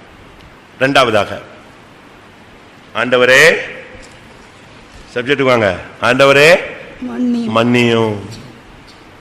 ஆண்டவரே கேளும், என்னை நிந்திக்கிறவனுடைய சத்தத்தை கேளும், என்னுடைய ஜபத்தை கேளும், என்னோடு வழக்காடுடைய சத்தத்தை கேளும். அடுத்த பாயிண்ட் என்ன எதுல வர்றாரு? ஆண்டவரே எனக்கு மன்னியும். நம்முடைய பகுதியில் சில காரியங்களுக்கு நம்ம மன்னிப்பு கேட்டே ஆகும். மனுஷன்ட்ட மன்னிப்பு கேட்கறது ஒண்ணு இருக்கு, அடுத்து தேவனிடத்துல மன்னிப்பு கேட்கறது ஒண்ணு இருக்கு. பாஸ்டர் டிவி அழகா சொல்லுவாரு, உன்னை கூட நீ மன்னிக்கணும் பாரு. உனக்கு விரோதமா செஞ்சவங்ககிட்ட மன்னிப்பு கேட்கறது, மன்னிக்கிறது ஒரு பகுதி இருக்கு. நீ யாருக்கு விரோதமா செஞ்சிட்டேன்னா மன்னிப்பு கேட்கறது ஒரு பகுதி இருக்கு. இப்படி சொல்லிட்டே அவர் சொல்றாரு, நீ மன்னிப்பது மன்னிப்பு கேட்பது. அடுத்த ஒரு பாயிண்ட் சொல்றாரு, உன்னையே நீ மன்னிக்கணும் பாரு. அடுத்த பாயிண்ட் சொல்றாரு, தேவனை நீ மன்னிக்கணும் பாரு. இது ரெண்டு சாத்தியமா? உங்களுக்கு இந்த சப்ஜெக்ட் கேட்டிருக்கீங்களா? தேவனை மன்னிப்பது, உன்னை மன்னிப்பது. உன்னை மன்னிப்பதுன்னா இந்த தற்கொலை பண்றவங்களாம் தன்னை மன்னிக்காதனால தான் சாவுறான். ஐயோ நம்ம இப்படி செஞ்சிட்டோமே, இனிமே வாழ முடியாது, வாழக்கூடாது, நான் இருந்து என்ன பயன்? உன் புத்தியனத்துல ஏதோ நடந்துருச்சு, நீ உன்னை என்ன செஞ்சுக்க, உன்னைய நீயே என்ன செய்யணும், உன்னை நீயே மன்னிக்கணும். இப்ப நீச்சல் தண்ணியில ஒருத்தன் போயிட்டு இருக்கான், வெள்ளத்துல போயிட்டு இருக்கான்னா சரி போச்சு ஒருத்தனும் இல்ல, அப்படியே முங்கு அப்படின்னா முங்குவான். அந்த உயிர் என்ன செய்யும்? எங்கேயாவது ஒரு ரூட்ல தப்புறதுக்கு இல்லாட்ட காப்பாத்துன்னு அந்த ஜீவன் கடைசி வரைக்கும் துடிச்சுதான் போகும். அதே போல நீ உன்னைய மன்னிக்கணும். உன்னைய மன்னிச்சுட்டீங்கன்னா உனக்கு அந்த சுயா பட்சதாபம் இருக்காது. உன்ன மேலேயே ஒரு இன்ஃபீரியாரிட்டி காம்ப்ளெக்ஸ் போயிடும். உன்னை நீயே மன்னிச்சிருவ, உனக்கு ஒரு தைரியம் இருக்கும், சரி அடுத்த ட்ரிப் நம்ம நெஞ்சிடலாம், ஜெயிச்சிடலாம். அடுத்த ட்ரிப் இந்த தவறு என்ன செய்யக்கூடாது, நமக்கு வரவிட கூடாது. உன்னை மன்னிப்பு. ரெண்டாவது, தேவனை எப்படி மன்னிக்கிறது? அவர்கிட்ட நம்ம மன்னிப்பு தான் கேட்க முடியும். எப்படி தேவனை மன்னிக்கிறது? நம்ம விசுவாசிகள் ஊழியக்காரர்களுக்கு பிரச்சனையே ஆண்டவர் தான். இந்த ஆண்டவர் சரியில்லை, அவனை பண்ணிட்டார், என்னைய விட்டுட்டாரு, என்னைய கையை விட்டார். ஆண்டவர் மேல கோபம் இருக்கா? இருக்கா இல்லையா? வெளியே சொல்லலனாலும் படுத்துக்கிட்டே புலம்பிக்கிட்டே இருப்பீங்க. 2 பேர் போனோம், அவனுக்கு வேலை கிடைச்சிச்சு, அப்ப எனக்கு கிடைக்கல, அப்ப ஆண்டவர் என்னைய கைவிட்டு. இப்ப யார் மேல கோபம் வருது? யோனாவுக்கும் யாருக்கும் பிரச்சனை? யோனாவுக்கும் நினிவே ஜனங்களுக்கும் பிரச்சனையா? நினிவேல யோனா பிடிச்சு அவனை அடிச்சானா? ஒண்ணுமே கிடையாது. அவனுக்கு பிரச்சனையே யார் தான்? என்ன இப்படி பாக்குறீங்க? யோனாவுக்கு யார் மேல வருத்தம்? ஆண்டவர் மேலதான். யோனாவே நீ எரிச்சலா இருப்பது நல்லதோ? அடிச்சுட்டான். யார?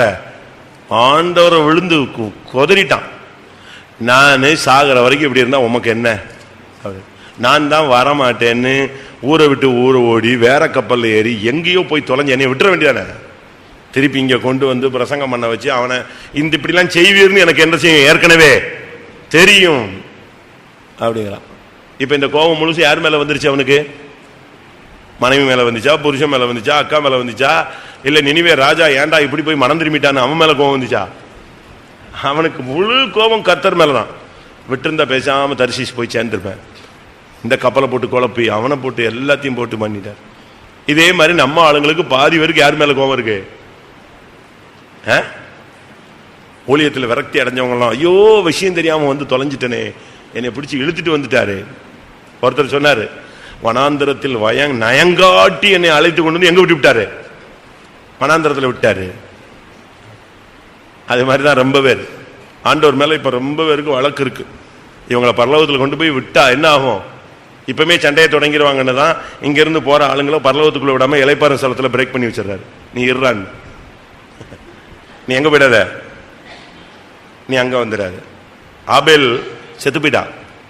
அவனுக்கு கோபம் யார் மேல? காயின் மேல கிடையாது. யார்கிட்ட கேட்கிறான்? ஏன் ரத்தத்துக்கு நீங்க ஏன் நம்ம பழி வாங்கல? வாசி வெளிப்படுத்தல். செத்து போயிட்டா, செத்து எத்தனை நூற்றாண்டு தாண்டிடுச்சுங்க. இன்னைக்கும் அவன் ரத்தம் நெஞ்சுக்கிட்டு இருக்கு. என்ன பண்றீங்க, என்ன பண்றீங்க? இன்னுமா கண்டுக்கல? இன்னும் நீங்க வரலையா? இன்னும் நியாயம் இருக்கலையா? 6:10 வெளிப்படுத்தல் 6:10. அவர்கள் பரிசுத்தமும் சத்தியமுள்ள ஆண்டவரே, தேவரீர் பூமியின் மேல் குடியிருக்கிறவர்களிடத்தில் எங்கள் இரத்தத்தை குறித்து எதுவரைக்கும் நியாய தீர்ப்பு செய்யாமலும் பழிவாங்காமலும் இருப்பீர் என்று மகா சத்தமிட்டு கூப்பிட்டார்கள். எப்ப இருந்து யாரெல்லாம்? ஆபேல் இருக்கா, பேர் இருக்கா? எவரேயர். ஆபேல் முதல் சகரியா வரைக்கும் எங்க இருக்கு? ஆபேல் முதல் லூக்கா 11:50. ஆபேலின் ரத்தம் முதல் பலிபீடத்துக்கும் தேவாலயத்துக்கும் நடுவே கொலையுண்ட சகரியாவின் ரத்தம் வரைக்கும். லூக்கா 11:50. தெளிவா இருக்கு. ஆபேல் ரத்தம் இன்னும் கூப்பிட்டு இருக்கு ஆண்டவர்கிட்ட. என்ன செய்றீங்க, என்ன செய்றீங்க? அவன் என்னை கொண்டுட்டான், வாழ விடாம நெஞ்சிட்டான், அழிச்சிட்டான், என் வாழ்க்கையவே கெடுத்துட்டான், போச்சே பூமியில ஒரு வாழ்க்கை, அதையும் ஒரே கொஞ்ச நாள்ல காலி பண்ணிட்டான். இப்ப யார் மேலதான் அவனுக்கு வருத்தம்? ஆண்டவர் மேலதான். இப்ப நீங்க சொல்லுங்க, உங்க மேல கோபம் வந்திருக்கா? கோபம் வந்தா யாரையும் அடிக்க முடியாது. ஒரு சிலர் தானாவே போய் டம் டம் டம்னு முட்டிக்குவாங்க. தமிழ்ல நீங்க படிச்சு பாத்தீங்கன்னா சீத்தலை சாத்தனார்னு ஒருத்தர் இருந்தார். தப்பு பண்ணிட்டான்னு என்ன செஞ்சுக்குவான்? படிச்சிருக்கீங்களா தமிழ்? எல்லாம் ஃபாரின்ல இல்ல. தவறு செஞ்சா அந்த எழுத்தாணியை வச்சு நெஞ்சுக்குவான், தலையில குத்திக்குவான். அது என்ன ஆயிரும்? தலையெல்லாம் சீல் பிடிச்சிருக்கும். அதனால அவருக்கு பேர் என்னது? சீல்தலை சாத்தனார். குத்திட்டே இருப்போம் தன்னைத்தானே. நீங்களாம் அப்படி ஆண்டவர் முன்னால் அப்படி பண்ணிருக்கீங்களா? நல்லா புரிஞ்சுக்கோங்க. ஆண்டவரை மன்னிங்க, உங்களை மன்னிங்க. அடுத்து இங்க சப்ஜெக்ட் வருவோம்.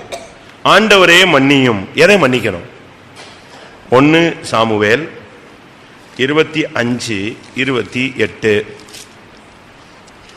உமது அடியாளின் பாதகத்தை மன்னியும். இங்கே சொல்ற இங்க மன்னிப்பு கேட்கறத பாத்தீங்கன்னா பாதகத்தை மன்னியும். பாதகம் அப்படின்னா தமிழ்ல பாதகம் இருக்கு, இங்கிலீஷ்ல கிரைம், குற்றம். போலீஸ்ல நீங்க போனீங்கன்னா குற்றத்தை 2ஆ பிரிப்பான். ஒன்னு சிவில், மற்றொன்று என்னது? கிரைம். வக்கீல்கிட்ட நீங்க போனாலும் என்ன கேஸ் அப்படிமா? அடிதடியா? கிரைம். சொத்து வித்துனா அதுக்கு பேர் என்னது? சிவில். அடிதடி கேஸ் 1 மாசத்துல தீர்ப்பு கொடுத்துருவான். சிவில் 28 வருஷம் ஓடும். அந்த இடம் அவனுக்கு கிடைக்காம அவன் செத்து, அவன் பிள்ளை செத்த பிறகுதான் அந்த சொத்து யாருக்கு வரும்? இவனுக்குன்னு தீர்ப்பே கொடுப்பான். அதுக்குள்ள எல்லாமே போஞ்சு போயிடும். ஆனா இங்கே சொல்லி இருக்கிறது பாதகங்களை மன்னியும். யார் சொல்ற இந்த வார்த்தைய? யார் சொல்றது? அபிகாயில். அப்படித்தானே? உமது அடியாளின் பாதகத்தை மன்னியும். ஓடி வர்றா, வந்து கேட்கிறா, மன்னியும். பாதகம், கிரைம். நன்றி இல்லாத தன்மை ஒரு குற்றம். நாபால் நன்றி இல்லாதவன். அதுக்காக தாவீது சொல்றான், அவனுக்கு இன்னைக்கு ஒரு நாய் கூட என்ன செய்யக்கூடாது, உயிரோட இருக்கக்கூடாது, அவனை கொன்றணும், அவனுக்குள்ளதெல்லாம் அழிச்சிடணும். அப்பதான் இவ ஓடி வந்து சொல்றா, பாதகத்தை என்ன செஞ்சிருங்க, மன்னிச்சிருங்க. நம்முடைய பாதகங்கள் எப்படிப்பட்டது? நம்முடைய பாதகம் எப்படிப்பட்ட பாதகங்கள்? ஆதியாகமம்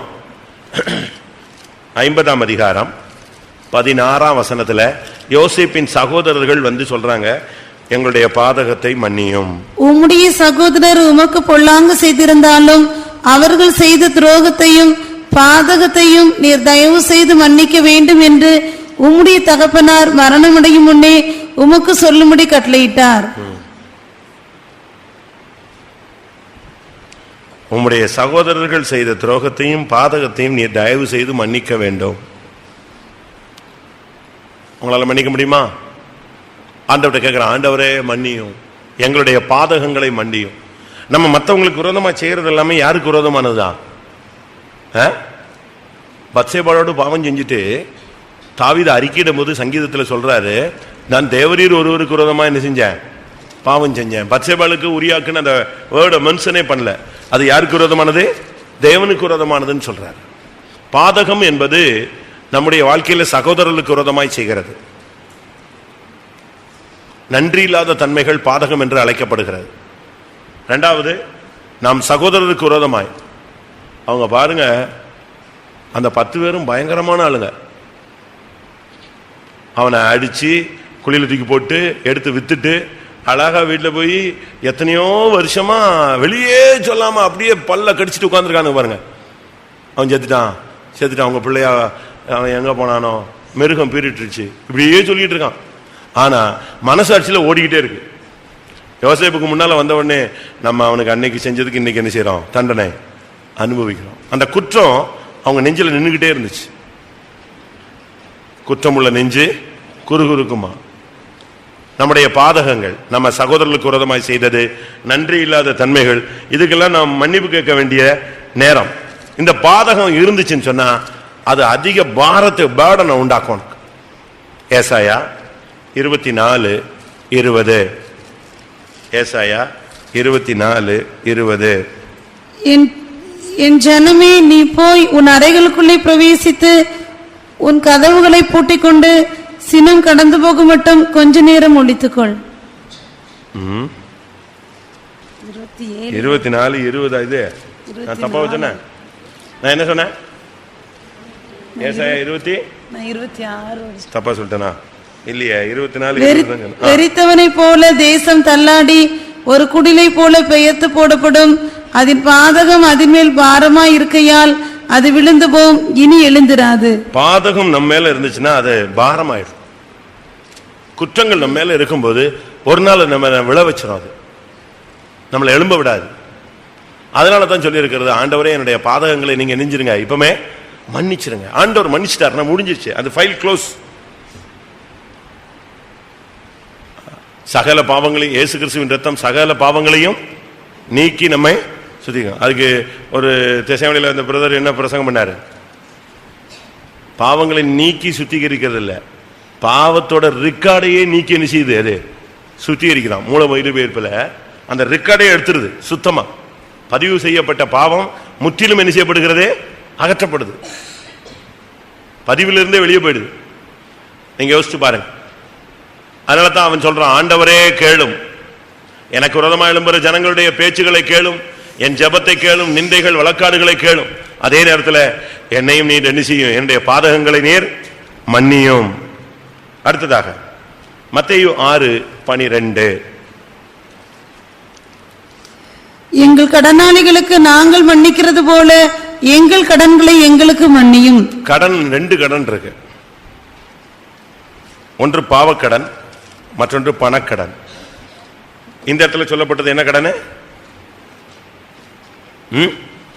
2 விதத்திலும் எடுக்கலாம். இங்கே சொல்லிருக்கு, எங்கள் கடனாளிகளுக்கு நாங்கள் மன்னிக்கிறது போல எங்கள் கடன்களை மன்னியும். அதே இதை லூக்கா 11:4 பாருங்க.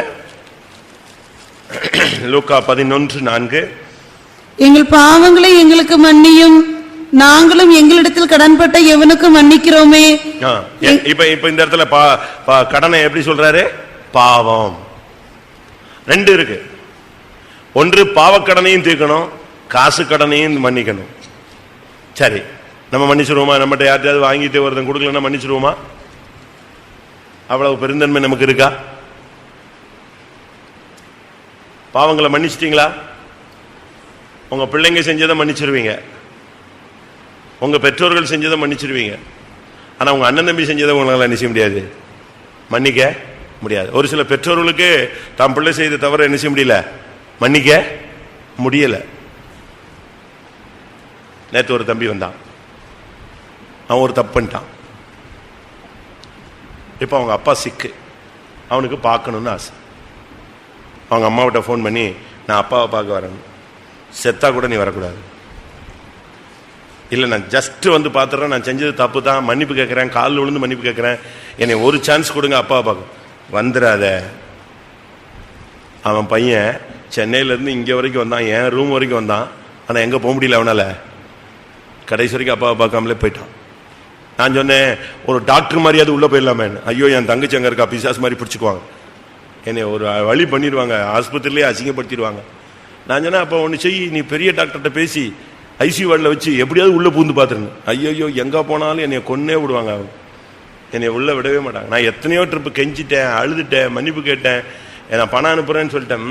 உன் பணமும் தேவையில்லை, உன் மன்னிப்பும் தேவையில்லை, உன் முகமும் தேவையில்லை. நான் உன்னை ஒரே பையன் வளர்த்தேன், அதுக்கு நீ பண்ண துரோகத்துக்கு என் மூஞ்சிலேயே முழிக்கக்கூடாது.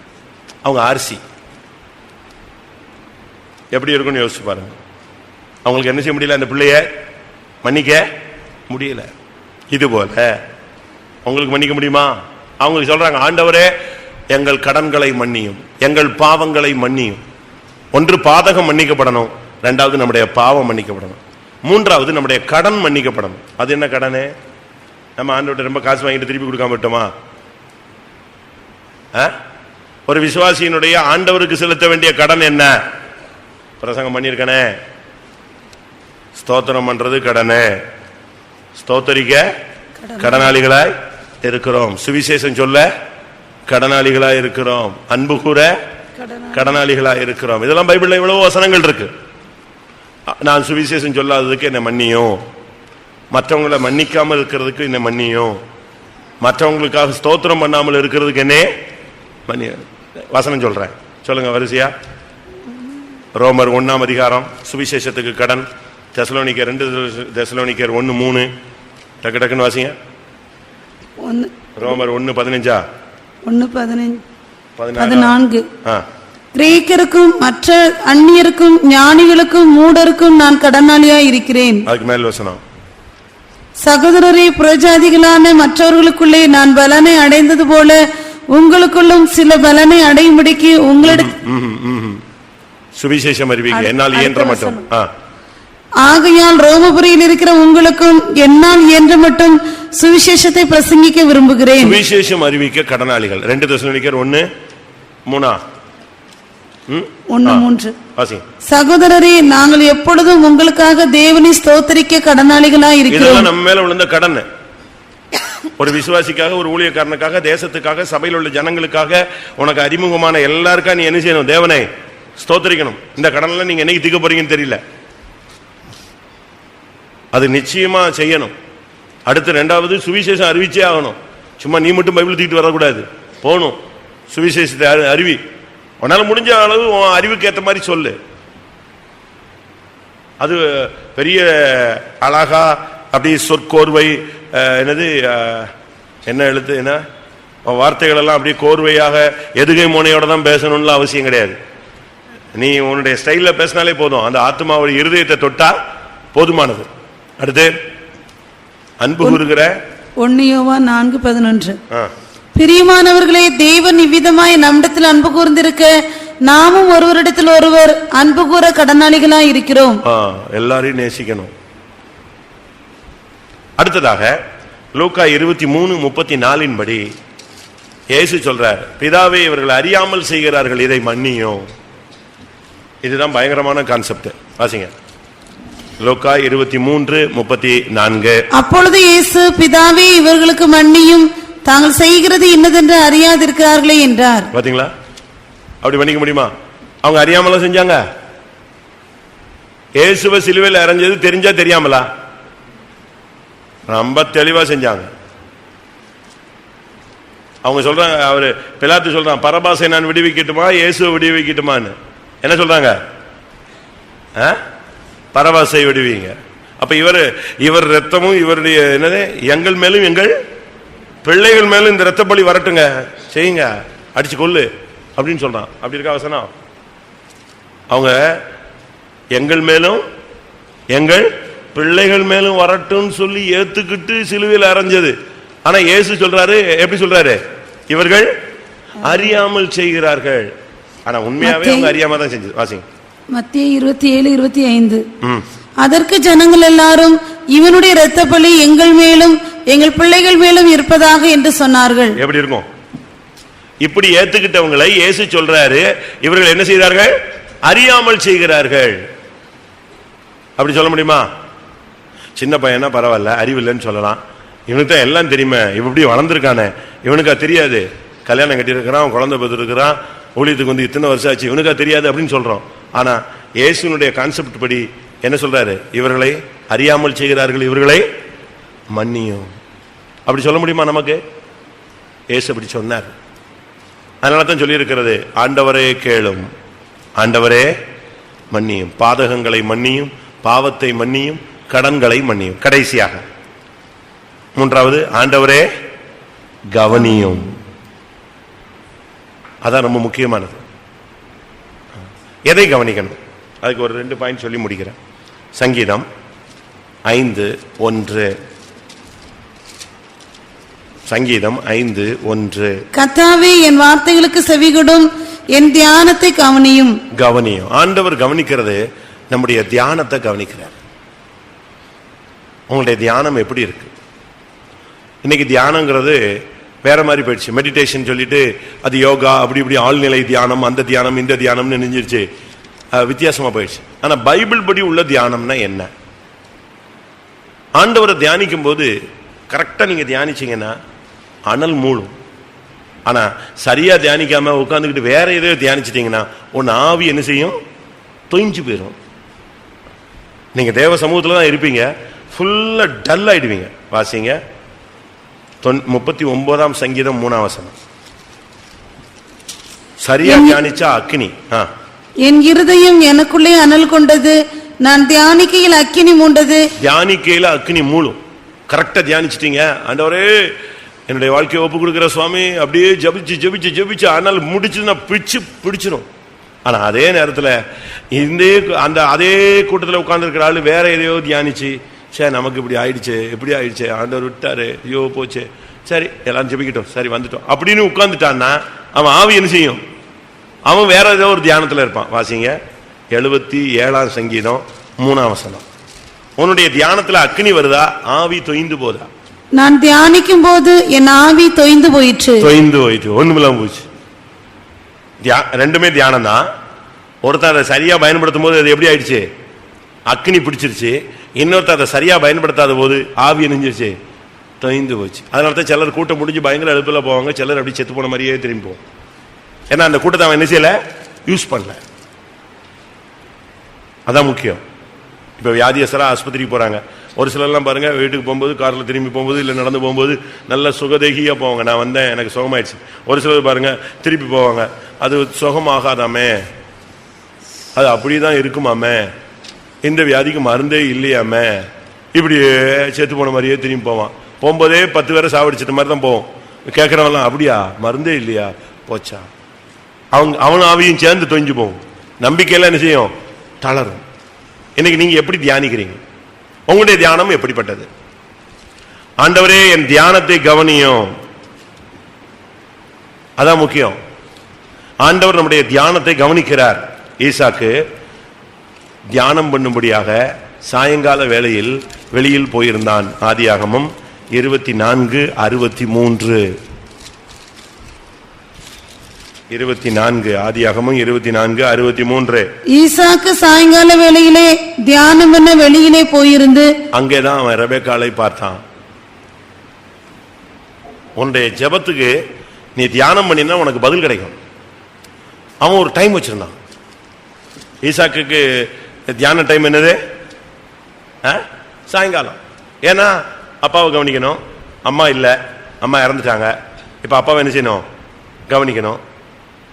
அடுத்த ஆடு மாடுகள் எல்லாம் என்ன செய்யணும், கிளியர் பண்ணி பட்டியல வந்து அடைக்கணும். எல்லாம் தண்ணி கட்டி கரெக்டாக அடைச்சிட்டு அப்பாவை பார்த்துட்டு நேரம் எங்கே வரான், ஊருக்கு வெளியே. எதுக்கு வர்றான்? ஆண்டவரை நோக்கி தியானம் பண்ண வரான். அவனுக்கு ஒரு டைம். ஆனால் அதே நேரத்தில் தாவீதை பார்த்தீங்கன்னா அவருக்கு பிரச்சனை இல்லை, ஆடு மேய்க்க வேண்டியதில்லை, இப்போ எல்லாத்தையும் விட்டுட்டாரு. இப்போ யாராயிட்டார்? அவரு கிங் ஆயிட்டார், எம்பரர் ஆயிட்டார், பெரிய பேரரசர். அப்படினால அவனுக்கு டைம் இருந்துச்சு. அதன் டைமை அவன் அழகா யூஸ் பண்ணான். அந்தி சந்தி மத்தியான வேளைகளில் 55ஆம் சங்கீதம் 17ஆம் வசனம். அவனுக்கு 3 டைம் ஜெபத்தை வச்சுக்கிட்டான். 55:13. அந்தி சந்தி மத்தியான வேளைகளிலும் நான் தியானம் பண்ணி முறையிடுவேன். பாத்தீங்களா? தாவீதுக்கு அவனுடைய அந்த தியானங்கிறது ஒரு விதத்துல ஆண்டவருடைய பாதத்துல அமர்ந்திருக்கிற ஒரு தன்மை. ஈசாக்கு சாயங்கால வேலையை வச்சிருந்தான். தாவீதுக்கு ஃப்ரீ இருந்ததுனால எத்தனை டைம் வச்சுக்கிட்டான்? 3 டைம்ஸ் வச்சுக்கிட்டான். அந்தி சந்தி மத்தியானம், எல்லா காலையில மத்தியானம் சாயங்காலம் 3 நேரமும் கரெக்டா போயிடும். முஸ்லீம் எத்தனை தரம்? முஸ்லீம் 5 முறை கரெக்ட் டயத்துக்கு அடிச்சுட்டு வாங்க. அடிச்சுட்டானா ஓதிட்டானா எங்க போயிடுவான்? கட்சி பித்தி தலையில போட்டுருவான். அவன் வெக்கமே பட மாட்டான். நம்ம ஆளுங்க தாங்க அந்த டைம் வந்தா அவங்க வெளியாள் உட்காந்து ட்ரெயின்ல பாருங்க. அன்னைக்கு நாங்க வரோம், அழகா கரெக்டா அவன் அவ்வளவு நேரம் பேசினான்னு சிரிச்சுக்கிட்டு இருந்தான். சடார்னு அந்த இடத்துல எதை போட்டான், துண்டை விரிச்சிட்டானே. நம்ம ஆளுங்க யாரையாவது ஜெபிக்க சொல்லுங்க அப்படின்னு பைபிளே எடுக்க மாட்டான். ஸ்தோத்திரம் ஸ்தோத்திரம்னா பைபிளே உள்ள வச்சுக்குவான், வெளியே எடுக்க மாட்டான். ஏன்னா பெந்தேகோஸ்காரன் கண்டுபிடிச்சிருவான், ஸ்தோத்திரம் பண்ணா ஏதாவது கேட்டுருவான். அவன் அதெல்லாம் கவலையே படுறதில்ல, கொள்ளாவை தூக்கி வச்சிருவான், ஒரு துண்டை விரிப்பான். நான் பார்த்துக்கிட்டே இருக்கேன், நான் இதெல்லாம் வேடிக்கை பார்த்துட்டே இருக்கேன். ஒரு நாள் அந்த கீச்சைன் நம்மளாம் கீச்சைன் நேர போக்குக்கு வச்சிருப்பான், நார்த்து சவுத்துலாம் பார்த்துருக்கீங்களா? ஒரு சின்ன கீச்சைன் இருக்கும், அது ரவுண்ட் அடிச்சுக்கிட்டே இருக்கும், நம்ம திசை காட்டும் கருவி. அவன் அதை வச்சிருக்கான். ட்ரெயின் அன்னைக்கு போய்கிட்டு இருக்கு. நான் என்னன்னா இவன் முஸ்லீம் இப்படி தூக்கி வச்சு பார்த்துக்கிட்டே இருக்கான். கரெக்டாக பார்த்தான், அது அந்த காஃபாவை நோக்கி அது திரும்பிடுச்சு. திரும்பின உடனே கரெக்டாக துண்டு அதுக்கு நேரம் இப்படி டைரக்ஷனை திருப்பி போட்டு முழங்கால போட்டான். எங்கே போகுது? அவனுடைய இது ஸ்ட்ரைட் மக்காவை நோக்கி பார்க்கணும். இதே பழக்கம் தானியலுக்கு இருந்துச்சு. மக்காவை நோக்கி பார்க்கல, எங்க நோக்கி பார்த்தான்? தானியேல் தான் 3 தரம் செய்து வந்தபடி எருசலேமுக்கு நேராக தன் பலகணிகளை திறந்து வைத்து எருசலேமுக்கு நேரம் ஜெபிக்கிற பழக்கம். நீ மக்கா மதீனா பாரு, நான் எருசலேமை பார்க்கிறேன்னா தானியேல் 6:10. தானியேலோ வென்றால் அந்த பத்திரத்துக்கு கையெழுத்து வைக்கப்பட்டது என்று அறிந்த போதிலும் தன் வீட்டுக்குள்ளே போய் தன் மேலறையிலே எருசலேமுக்கு நேராக பலகணிகள் திறந்திருக்க. பாத்தீங்களா, எருசலேமுக்கு நேராக அவன் ஜெபிச்சான். நீங்க எங்க நோக்கி ஜெபிக்கணும்? ஏசாயா எங்க நோக்கி ஜெபிச்சாரு? எசேக்கியா எங்க நோக்கி ஜெபிச்சாரு? நம்ம ஆளுங்க வந்து ரொம்ப வீக், பைபிள்ல ரொம்ப வீக். உங்களுக்கு எங்கேயோ இந்த சிஎஸ்ஐ ஸ்கூல்ல எங்கேயோ ஒரு போட்டி வைக்கிறேன்றாங்க, அதுக்கு வேணா உங்களை சேர்த்து விடலாம். அப்படியாவது கொஞ்சம் பைபிள் படிங்க. நம்முடைய ஜெபம் என்ன? எசேக்கியாவும் ஏசாயாவும் வானத்தை நோக்கி அபயமிட்டார்கள். வாசிங்க. 2 நாளாகமம் 33:32-20. இது நிமித்தம் ராஜாவாகிய எசேக்கியாவும் ஆமோசின் குமாரனாகிய ஏசாயா தீர்க்கதரிசியும் பிரார்த்தித்து வானத்தை நோக்கி அபயமிட்டார்கள். அவங்க வானத்தை நோக்கி, சீயோனை நோக்கி பாரு. நமக்கு எருசலேம் இங்க லோக்கல்ல இருக்கிற எருசலேமும் கிடையாது, லோக்கல்ல இருக்கிற காஃபாவும் மக்காவும் கிடையாது. நமக்கு பரிசுத்த ஸ்தலம் எங்க இருக்கு? மேல இருக்கு. வானத்தை நோக்கி அபயமிட்டார். நம்முடைய தியானம் எப்படி இருக்கு? உன்னுடைய தியானம் மல்கியால சொல்லி இருக்கிறது, உம்முடைய நாமத்தை தியானிக்கிறேன். சங்கீதம் 1:2 வாசிக்கிறோம், உம்முடைய வேதத்தை தியானிக்கிறேன். வாசிங்க. மல்கியா 3:16 ஆண்டோடைய நாமத்தை தியானிக்கிறது. சங்கீதம் 1:2 வேதத்தை தியானிப்பது. கர்த்தருக்கு பயந்தவர்களுக்காகவும் அவருடைய நாமத்தை தியானிக்கிறவர்களுக்காகவும் ஞாபக புஸ்தகம் ஒன்று அவருக்கு முன்பாக எழுதப்பட்டிருக்கிறது. ஆண்டோடைய நாமத்தை தியானிச்சா ஞாபக புஸ்தகம் எழுதிக்கிட்டே இருப்பாரு. எத்தனை தரம் நாமத்தை தியானிச்சான், ஆண்டவரை உயர்த்தினான், ஸ்துதிச்சான், எவ்வளவு நேரம் ஜெபிச்சான், எவ்வளவு நேரம் ஆண்டவரை மகிமைப்படுத்தினா, அது ஒரு புக்கில் எழுதிக்கிட்டே இருப்பார். எத்தனை மணி நேரம் ஸ்தோத்திரம், எத்தனை ஸ்தோத்திரம். சில வீடுகள்லாம் பாருங்க, அது ஒரு பிராக்டிஸ். இப்போ மற்றவங்கெல்லாம் ஆர்சியில் என்ன செய்யறாங்க? ரொசாரி, என்னது ரொசாரி தானே, அந்த ஜபமாலையை உருட்டிக்கிட்டே இருப்பாங்க. அதாவது அதனுடைய தாட்டு வந்து சரிதான் ஒரு விதத்தில். அதாவது எத்தனை தரம்ங்கிறதா அவங்களுடைய முக்கியம். நீங்க என்ன பண்றீங்க? ஒரு வயசான அம்மா ஃபைத்தம்ல இருந்துச்சு, இப்ப இருக்கான்னு தெரியல. அது இந்த சீனிக்கெல்லாம் பொறுக்கி வச்சிருந்துச்சு. நான் நினைச்சேன், இது இந்த வயசு காலத்துல என்னத்தை விளையாட போகுதுன்னு பார்த்து, அது விளையாடல. இந்த பாக்கெட்ல இருந்து இந்த பாக்கெட்டுக்கு என்ன செய்யும்? சோத்திரம் சோத்திரம் சோத்திரம் சோத்திரம் சோத்திரம்னா அந்த கல் அடுத்த பாக்கெட்டை போயிடுச்சுன்னா என்னது? இத்தனை தோத்திரம். நம்ம அப்படி பண்றோமா? எவ்வளவு நேரம் ஆண்டோடைய நாமத்தை தியானிக்கிறோம்? யோசிச்சு பாருங்க. இரவும் பகலும் கர்த்தருடைய வேதத்தில் தியானமா இருக்கிற மனுஷன் பாக்கியவான், அவன் செய்வதெல்லாம் வாய்க்கும். ஆண்டோடைய வார்த்தையை தியானிக்கணும்.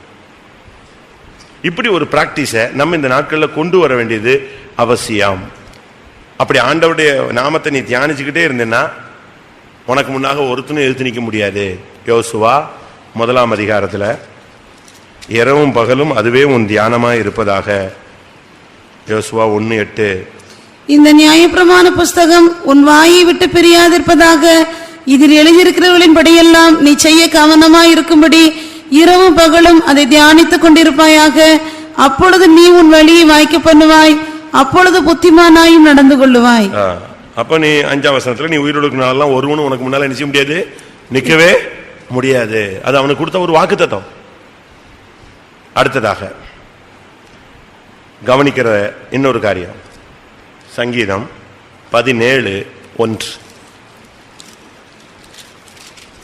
கர்த்தாவே நியாயத்தை கேட்டருளும், என் கூப்பிடுதலை கவனியும். கூப்பிடுதலை கவனியும். ஜபத்தினுடைய இன்னொரு போர்ஷன் கூப்பிடுதல். இப்போ ஒரு ஆள் போறாரு, பிரதர் அப்படின்னா அவனுக்கு கேட்டதான் என்ன செய்வான்? கேட்டதானே திரும்புவான். அங்க 10 பிரதர் போயிட்டு இருக்கும்போது பிரதர்னா எந்த பிரதர் திரும்புவாரு? இங்கே சொல்லியிருக்கு, என் கூப்பிடுதலை கவனியும். உன்னுடைய கூப்பிடுதல் என்பது கரெக்டா இருக்கணும், இல்ல சவுண்டா இருக்கணும். அந்த கூப்பிடுதல் கரெக்டா இருந்துச்சுன்னா உனக்கு பதிலும் வரும். ஏசாயால வாசிக்கிறோம் 30 ஏசாயா 30:19. உன் கூப்பிடுதலின் சத்தத்தை கேட்ட உடனே இறங்கிடுவார். அவர் உன் கூப்பிடுதலின் சத்தத்துக்கு அவர் உருக்கமாய் இறங்கி அதை கேட்ட உடனே உனக்கு மறு உத்தரவு அருளுவார். அப்படி நீ கூப்பிடணும். உன்னுடைய கூப்பிடுதலின் சத்தம் தான் ரொம்ப முக்கியம். நீங்க அப்படி கூப்பிடுறீங்களா? ஒரு ஆபத்துல இருக்கும்போது நம்முடைய கூப்பிடுதலின் சத்தம் தான் முக்கியம். வாசிங்க நெகேமியா 9:9. ஆண்டவரே என் சிறுமையை கண்ணோக்கி பார்த்து என் கூப்பிடலின் சத்தத்தை கேளு. எகிப்திலே எங்கள் பிதாக்கள் அனுபவித்த சிறுமையை நீர் கண்டு சிவந்த சமுத்திரத்தில் அவர்கள் கூப்பிடுதலை கேட்டீர். பாத்தீங்களா? நீங்க அந்த கூப்பிடுதலை பத்தி நான் உங்களுக்கு விளக்கம் சொல்றேன். எகிப்துல ஒரு வழி ஆயிட்டாங்க அவங்க. சரி விட்டா போதுன்னு தப்பி எங்க வந்தாச்சு? செங்கடல் கிட்ட வந்தாச்சு. அப்படித்தான் இருக்கு. சிவந்த சமுத்திரத்துக்கிட்ட வந்தாச்சு. சிவந்த சமுத்திரத்துக்கிட்ட வந்தா யார் வந்துட்டா? மறுபடியும் அதே ப்ராப்ளம் வந்துருச்சு. அதே ஆள் வந்துட்டான். எகிப்து வந்துருச்சு. என்ன பண்ணுவீங்க? அப்ப இவங்களுடைய கூப்பிடல் எப்படி ஒரு 6 லட்சம் பேரும் கடந்து கத்தனானா எப்படி கத்திருப்பான்? லட்சக்கணக்கான ஜனங்களும் ஐயோ வந்துட்டானே சுவாமி என்ன பண்ணுவீங்க, எங்களை காப்பாத்துங்க. உடனே அந்த அக்னி ஸ்தம்பம் எங்க போயிடுச்சு? உடனே அந்த அக்னி ஸ்தம்பம் எங்க போச்சு? பெண்ணால போய் அவனையும் இவனையும் கேப் கொடுத்துருச்சு, நிப்பாட்டிடுச்சு. பயங்கரமா இருந்துச்சு அந்த கூப்பிடலின் சத்தம். ஏன்னா முன்னால செங்கடல் அப்படி நிக்குது, இன்னும் பிளக்கல. பின்னால அவன் வந்துட்டான், அவன் நெருங்கிட்டான். இனி கொஞ்ச நேரத்துல கொன்றுவான், இல்லைன்னா பிடிச்சிட்டு போயிடுவான். அப்படி ஒரு கட்டம் வந்துடக்கூடாதுங்கும் போது இவங்க கத்துற அந்த கூப்பிடலின் சத்தம் உடனே கத்திரன்னு செஞ்சாரு. வாசிங்க அப்படி ஒரு வசனம். அவர்களுக்கு முன்னாக சென்ற அந்த இது பின்னாக போனது. யாத்திராகமம் 14:19. அப்பொழுது இஸ்ரவேலரின் சேனைக்கு முன்னாக நடந்த தேவதூதனானவர் விலகி அவர்களுக்கு பின்னாக நடந்தார். அவர்களுக்கு முன் இருந்த மேக ஸ்தம்பமும் விலகி அவர்கள் பின்னே நின்றது. அது எகிப்தியரின் சேனையும் இஸ்ரவேலரின் சேனையும் ராம் முழுவதும் ஒன்றோடொன்று சேராதபடி அவைகள் நடுவில் வந்தது. எவ்வளவு அருமையா கத்தர் கொண்டு வந்து மேகத்தை உள்ள விட்டார் பாத்தீங்களா? அப்படியே பிரேக் அடிச்சுக்கிட்டே வர்றாரு. நெருங்காத நெருங்காத நெருங்காத. இவங்க எல்லாம் ஐயோ வந்துட்டானே வந்துட்டானே கத்துறான். நம்முடைய கூப்பிடலின் சத்தம், நம்முடைய சிறுமையை கண்டு நம்முடைய கூப்பிடலின் சத்தத்தை கேட்கிற தேவன். அதனால தான் சொல்றான், ஆண்டவரே கவனியும். என்னது கவனியும்? எங்க வீட்டுக்காரர் எங்க போறாருன்னு கவனியும். அப்படியா? நான் போன பிறகு வீட்டில் என்ன நடக்கிறது என்று கவனியும். அப்படியா? ஸ்பையா அவரு இல்ல கேமராவா? அவன் சொல்றான், என்னுடைய கூப்பிடுதலின் சத்தத்தை நீங்க என்ன செய்யுங்க? கவனிங்க. சங்கீதம் 2 சாமுவேல் 22:7. நெருக்கத்தில் நான் உம்மை நோக்கி கூப்பிடுகிறேன். எனக்கு உண்டான நெருக்கத்திலே கர்த்தரை நோக்கி கூப்பிட்டு என் தேவனை நோக்கி அபயமிட்டேன். தமது ஆலயத்திலிருந்து என் சத்தத்தை கேட்டார். என் கூப்பிடுதல் அவர் செவிகளில் ஏறிற்று. நீ கூப்பிடு, உன் சத்தம் யார் செவியில கேட்கும்? அவர் செவியில போய் ஏறும். ரட்சிக்க கூடாதபடி அவர்களுடைய கைகள் குறுகி போகவில்லை, கேட்க கூடாதபடி அவருடைய செவிகள் மந்தமாகவும் இல்லை. அவர் கேட்ட உடனே மறு உத்தரவு கொடுப்பார். அடுத்த செகண்ட் பதில் வந்துடும். உன்னுடைய கூப்பிடுதலின் சத்தத்தை அவர் கேட்கிறது. நீங்க கூப்பிடணும். உங்களுடைய கூப்பிடுதல் கரெக்டா அந்த சம்பந்தப்பட்ட ஆள்கிட்ட போய் நிற்கும். நீ ஆண்டவரை நோக்கி நீங்க கூப்பிட்டு பாருங்க. ஆண்டவரே என் கூப்பிடுதலை கவனியும், என் தியானத்தை கவனியும். ஆண்டவரே என் பாதகத்தை மன்னியும், என் கடன்களையும் பாவங்களையும் மன்னியும். ஆண்டவரே அவன் நிந்தித்த வார்த்தையை கேளும், என்னோட வழக்காடுடைய சத்தத்தை கேளும், என் ஜப சத்தத்தை கேளும். எல்லாரும் கண்களை மூடுவோம். தாமதியாமல் செய்யும்.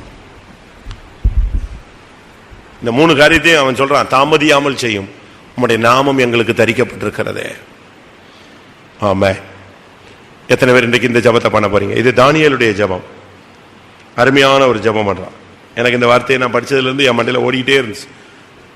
இப்படி ஒரு வார்த்தை சொல்லியிருக்கானே, ஆண்டவரே கேளும், ஆண்டவரே மன்னியும், ஆண்டவரே கவனியும், தாமதியாமல் செய்யும், உம்முடைய நாமம் எங்களுக்கு தரிக்கப்பட்டிருக்கிறதே. எல்லாரும் கண்களை மூடி 2 நிமிஷம் முழங்கால் போடுங்க. ஒரு ஜெபம் பண்ணுங்க. நீங்களே ஜெபம் பண்ணுங்க. கர்த்தாவே நீர் கேளும். ஆண்டவரே சத்துருக்கள் உம்மை நிந்திப்பதை கேளும்.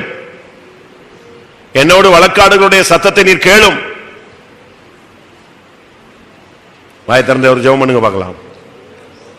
என் விண்ணப்பத்தின் சத்தத்தை கேளும்.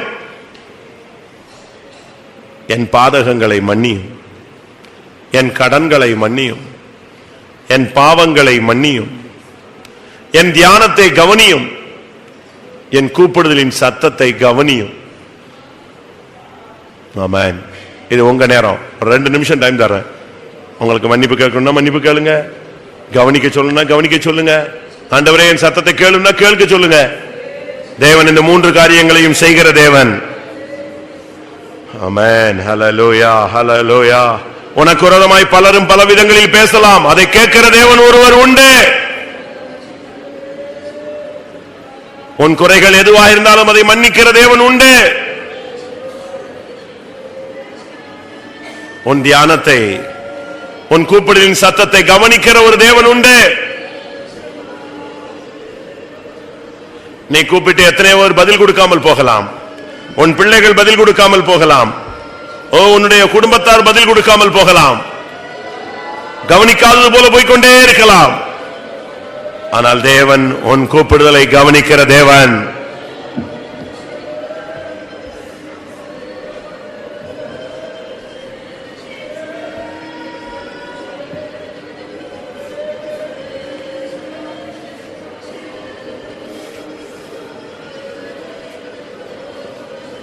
மெய்யாகவே இந்த 3 காரியமும் என்னுடைய காரியத்துல கர்த்தர் கேட்கணும், மன்னிக்கணும், கவனிக்கணும் சொல்றவங்க கை வைத்துங்க. ஆமென். என் பாதகத்தை கர்த்தர் மன்னிக்க வேண்டும். எனக்கு விரோதமாக நிந்திக்கிறவருடைய சத்தத்தை அவர் கேட்க வேண்டும். என் கூப்பிடுதலின் சத்தத்தை அவர் கவனிக்க வேண்டும்.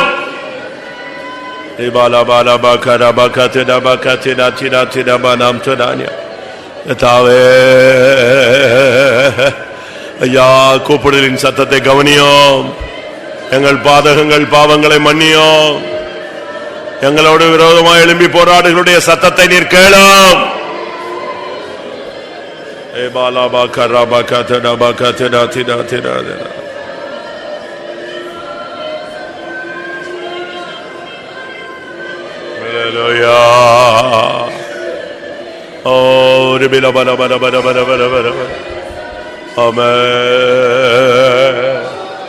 ஏசப்பா, கேளும் கேளும் கேளும் கேளும் கேளும். ஏசப்பா, மன்னியும் மன்னியும் மன்னியும் மன்னியும் மன்னியும்.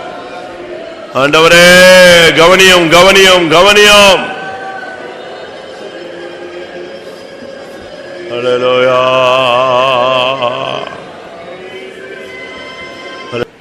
நமக்கு விரோதமானவருடைய சத்தத்தை கேட்கும்படியாக, நம்முடைய பாதகங்களை மன்னிக்கும்படியாக, நம்முடைய கூப்பிடுதலின் சத்தத்தை கவனிக்கும்படியாக அவர் இறங்கி வந்தபடினால ஸ்தோத்திரம் பண்ணுவோம்.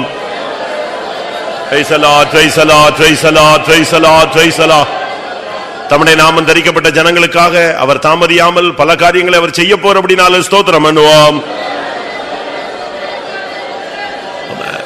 யாருக்கு விரோதமாய் உள்ளவருடைய காரியங்களை கர்த்தர் கேட்டாரோ, எவர்களை மன்னித்தாரோ, எவர்களுடைய கூப்பிடலின் சத்தத்தை கவனித்தாரோ, அவர்களை சேர்க்க அவர் வரப்போறபடினால ஸ்தோத்திரம் பண்ணுவோம். அந்த நாளுக்கு என்று தகுதிப்படுத்த முடியாது. ஸ்தோத்திரம் பண்ணுவோம். பிதா குமாரன் பரிசுத்த ஆவியானவருக்காய் ஸ்தோத்திரம் பண்ணுவோம். எல்லா மகிமையும் அவருக்கே செலுத்தி ஸ்தோத்திரம் பண்ணுவோம்.